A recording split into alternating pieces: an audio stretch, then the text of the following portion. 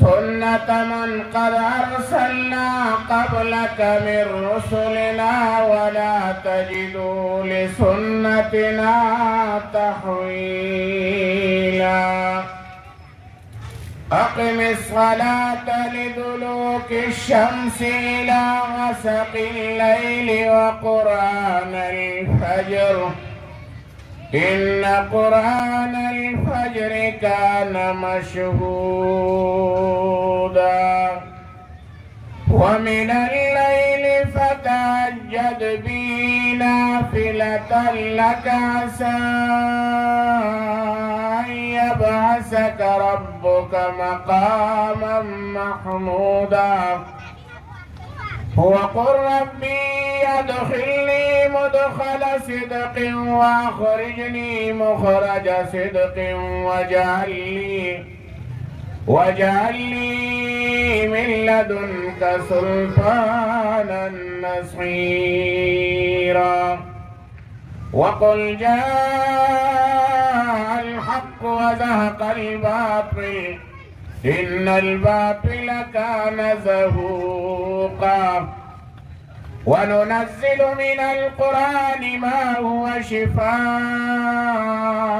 ورحمة للمؤمنين ولا يزيد الظالمين إلا خسارا وإذا أنعمنا على الإنسان أعرض ونأى بجانبه وإذا مسه الشر كان يئوسا كل يعمل على شاكلته فربكم أعلم بمن هو أهدى سبيلا صدق الله مولانا العظيم. المجاهدين والمهاجرين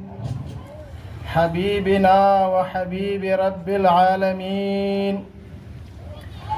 سبحانك لا علم لنا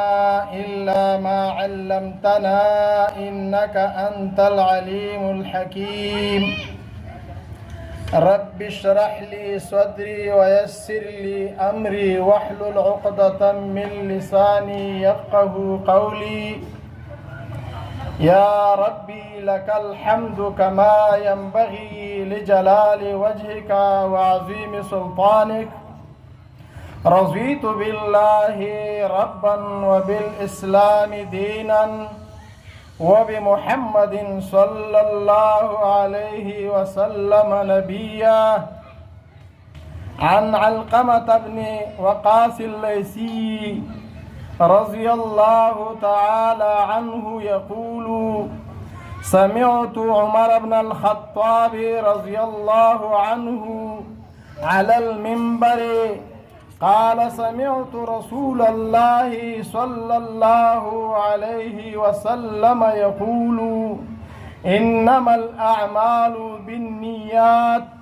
وإنما لكل امرئ ما نوى فمن كانت هجرته إلى دنيا يصيبها أو امرأة ينكحها فهجرته إلى ما هاجر إليه رواه البخاري. عزتمندو مسلمانانو ورونو مشرانو کشرانو امزولو خوین چې دوی د خپل رضا لپاره دې دا ناسته وګرځي. عزتمندو علقمه بن وقاص الليثي رضی الله تعالی عنه دا یو صحابي دی فرمایي چې ما د عمر بن خطاب رضی الله تعالی عنه وارضاه دا غینه دا حدیث پاک اوریدلی دی چې په منبر باندې ناستو دا حدیث وفرمایلو او ویل چې ما د رسول الله صلی الله علیه وسلم نه اوریدلی دي انما الاعمال بالنیات چې د اعمالو دارومدار دا په نیتونو باندې دی ان قیمة الاعمال ونتائجها تتوقف على النية. وكفى والصلاة والسلام على سيد الرسل وخاتم الأنبياء وعلى آله وأصحابه الأتقياء. أما بعد، فأعوذ بالله من الشيطان الرجيم. بسم الله الرحمن الرحيم. ولقد آتينا موسى الكتاب فاختلف فيه ولولا كلمة سبقت من ربك لقضي بينهم وإنهم لفي شك منه مريب وإن كلا لما ليوفينهم ربك أعمالهم إنه بما يعملون خبير. فتمسكم النار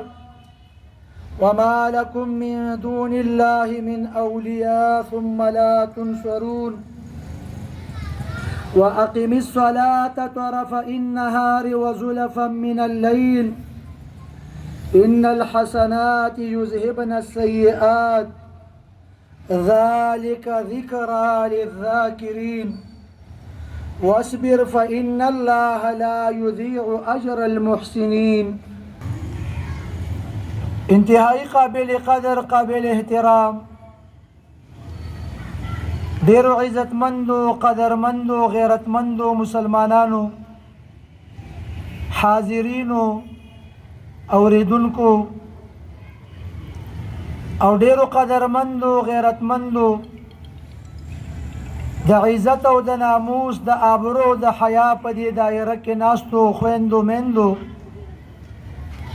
الحمدلله زمانګ د دې فهم قرآن و سنت کلاس باقاعده آغاز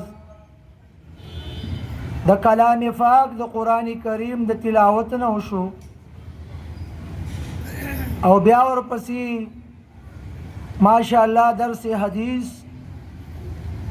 د هغې نه شروع شوله. زما ډېرو محترمو عاجزانه درخواست مې دا دی چې الحمدلله ستاسو د الله د کتاب سره، د قرآن او د سنت سره مینه ده چې الحمدلله په دې لومبنۍ ورځ باندې تاسو په ګڼ تعداد کې په دې مقام کې، په دې پنډال کې د قرآن او د سنت په دې کلاس کې حاضري کړې ده. الله رب العزت دې ستاسو زمونږ دا حاضري